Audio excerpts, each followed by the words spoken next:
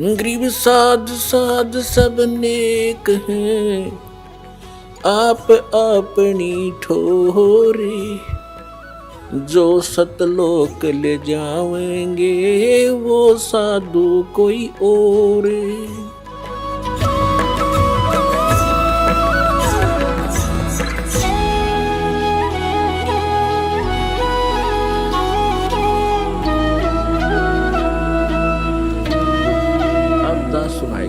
आज का जो सत्संग सुनाना चाह रहा था दास, अब शुरू कर रहा हूँ उसको, लेकिन समय थोड़ा है इसलिए संक्षिप्त में बताऊंगा।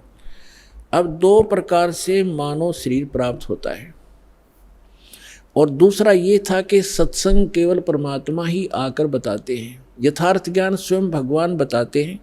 तो वो परमात्मा 600 वर्ष पहले आए थे, उन्होंने यथार्थ ज्ञान दिया और वो अच्छी आत्माओं को मिलते हैं और उनको फिर यथार्थ ज्ञान से परिचित कराते हैं। उसके लिए परमेश्वर ने स्वयं कहा है, चारों युग में मेरे संत पुकारे, कूक कहा हम हेल रे, हीरे माणक मोती बरसे, ये जग चुगता ढेल रे। चारों युग में मेरे संतों ने आवाज लगा लगा कर, हेला देकर, आवाज ऊंचे स्वर में गूंज गूंज कर बोला है। और हमने भी चारों युग में मेरे संत पुकारे, मेरे संत जो मुझसे परिचित हुए, और कूक कहा हम हेल रे, हमने सब जगह आवाज लगा लगा कर ढोल के डंके पर कहा कि तुम साधना गलत कर रहे हो, तुम अपने ग्रंथों से परिचित नहीं हो बच्चों, हम जो ज्ञान दे रहे हैं ये मोक्षदायक है, तुम्हारा पाप नाश करेगा, तुम्हें सुख देगा। तो जो यथार्थ भक्ति मार्ग रूपी हीरे मोती लाल वो तुमने स्वीकार नहीं किए, और आन उपासना शास्त्र विधि त्याग कर मनमानी पूजा करके वो कंकर पत्थर इकट्ठे कर लिए जो जिनकी कोई कीमत आगे नहीं मिलनी आपको।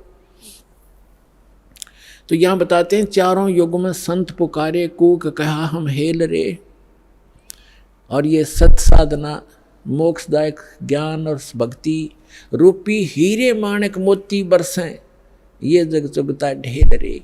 हमरा ज्ञान किन्हें ना सुनिया, और पर भी लेन जात है दुनिया।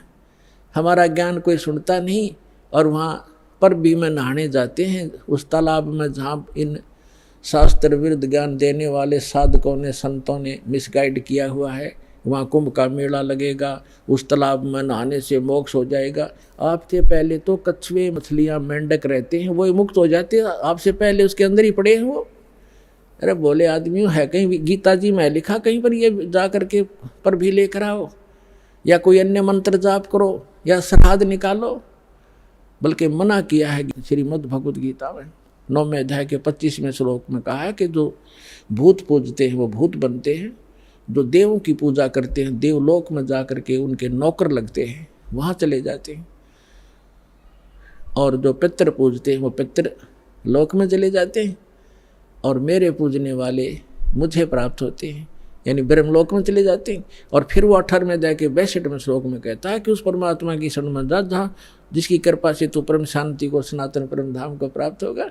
तो कहीं पर भी पूरी श्रीमद् भगवद गीता में ना कोई तीर्थ, ना व्रत, और ना ही किसी अन्य उपासना का प्रमाण है। तो हमने शास्त्र विधि अनुसार साधना करनी है, जो हमारे सदग्रंथ बताते हैं।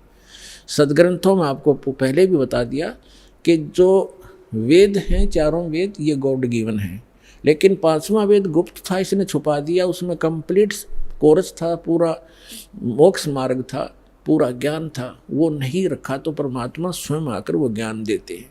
उस ज्ञान के अंदर ये पूरा कोर्स है मोक्ष प्राप्ति का, यहाँ के सुख प्राप्ति का, आपके संस्कार में, प्रारब्ध में, आपकी किस्मत में लिखे हुए पाप को टालने का।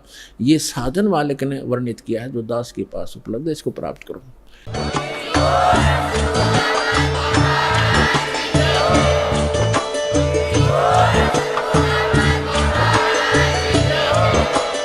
आप सुन रहे थे जगत गुरु तत्वदर्शी संत रामपाल जी महाराज जी के मंगल प्रवचन। अधिक जानकारी के लिए विजिट कीजिए हमारी वेबसाइट www.jagatgururampalji.org। संत रामपाल जी महाराज जी के शुभ आशीर्वाद से पूरे विश्व भर में 500 से भी ज्यादा नाम दीक्षा केंद्र हैं, जिन पर संत रामपाल जी महाराज जी द्वारा ऑनलाइन निशुल्क नाम दीक्षा दी जा रही है। अपने नजदीकी नाम दीक्षा केंद्र का पता करने के लिए संपर्क करें 8222880541।